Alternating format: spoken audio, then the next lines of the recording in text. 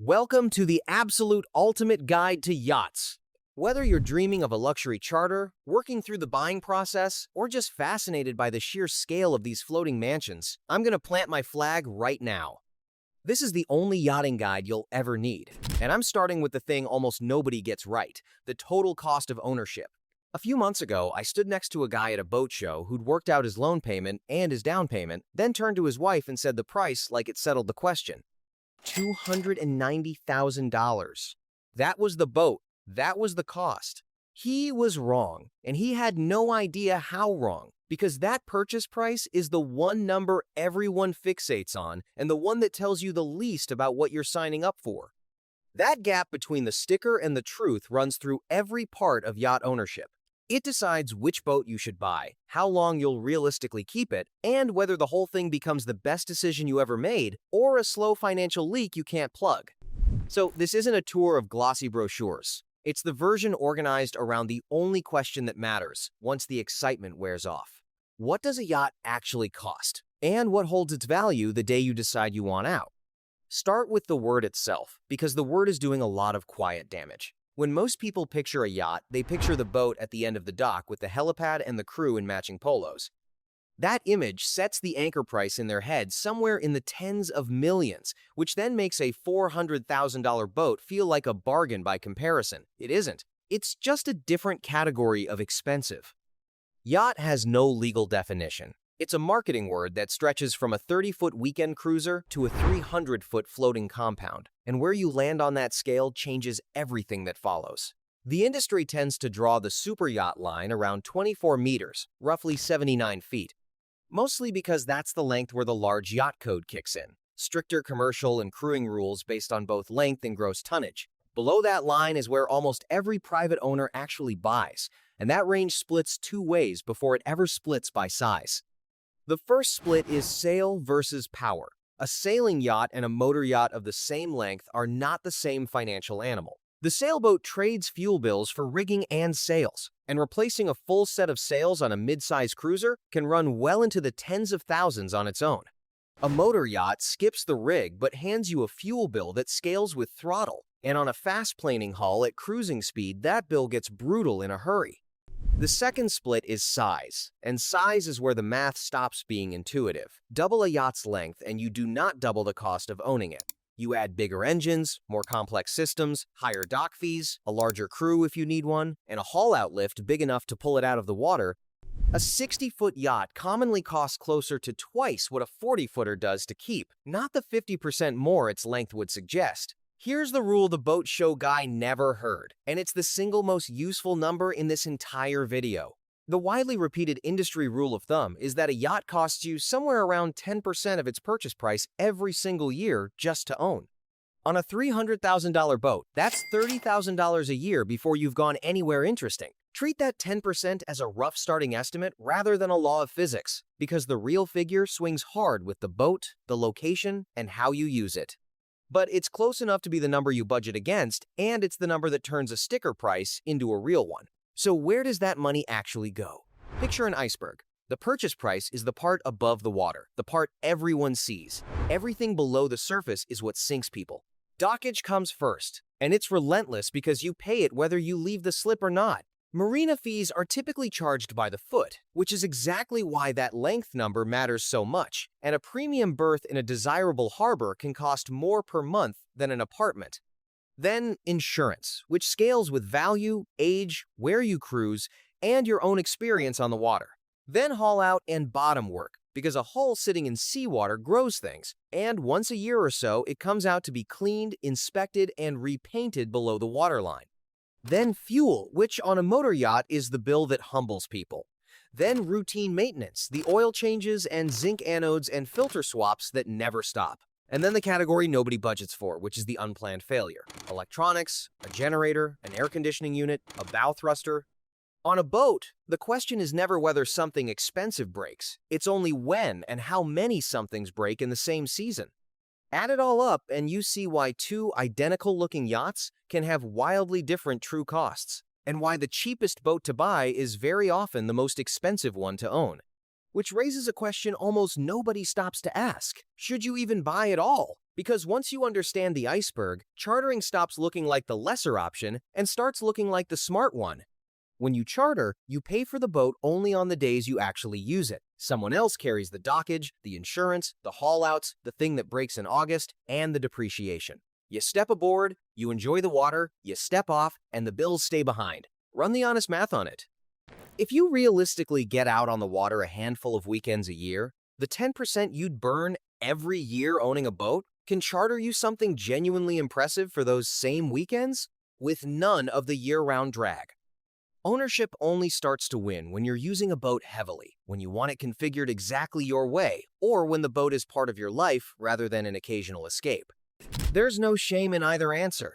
The shame is in buying a $250,000 boat to use it 6 days a year, watching it sit at the dock quietly draining you, and calling that a dream.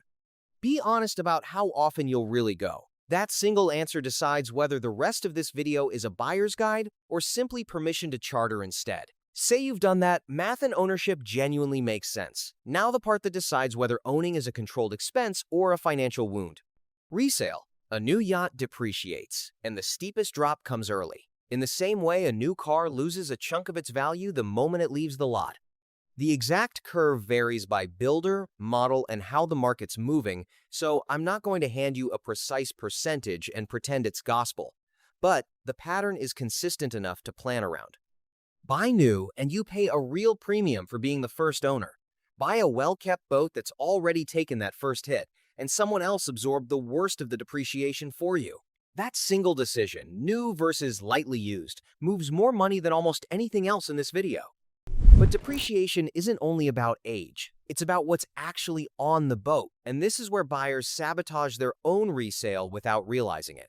The features that feel impressive in the showroom are often the ones that scare off the next buyer.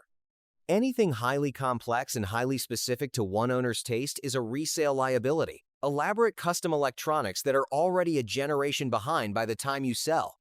Niche systems that few mechanics in a given marina know how to service. Bold cosmetic choices that delighted exactly one person, the one who ordered them. A future buyer doesn't see a luxury feature.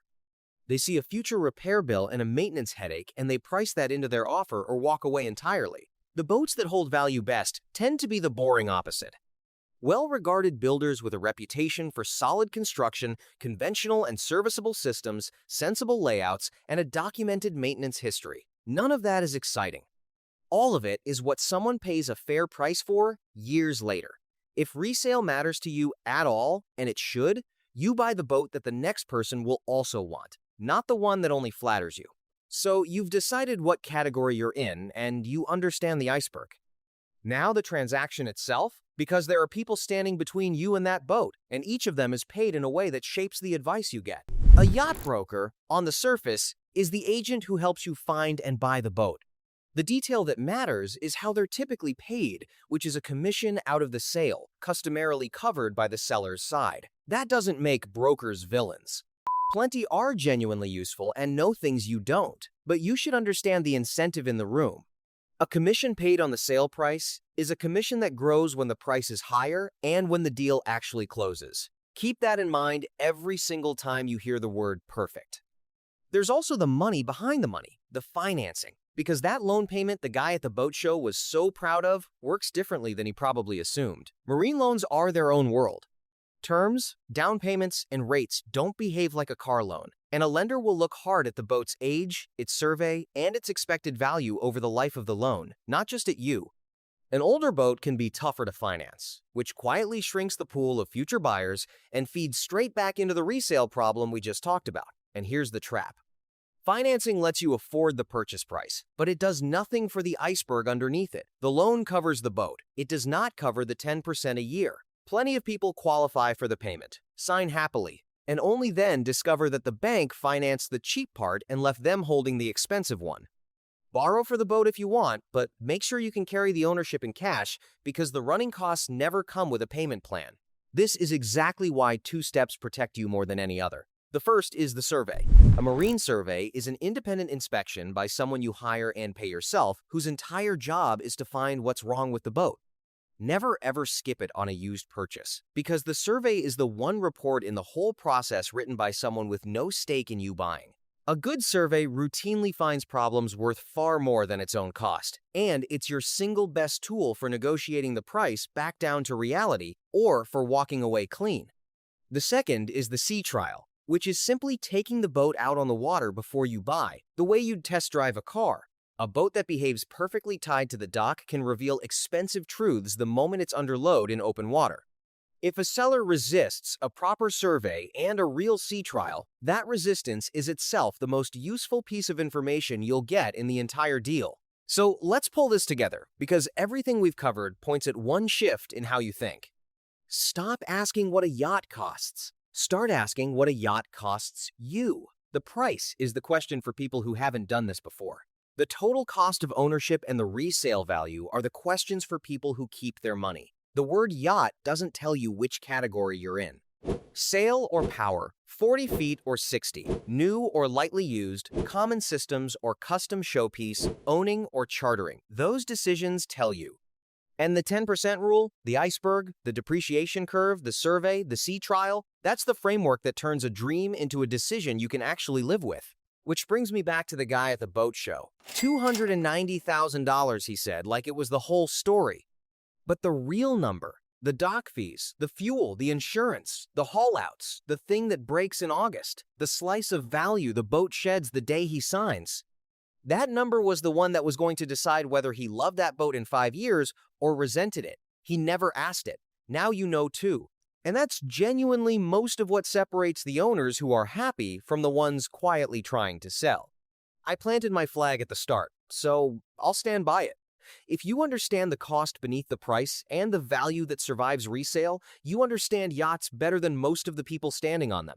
That's the whole guide. The rest is just choosing your boat.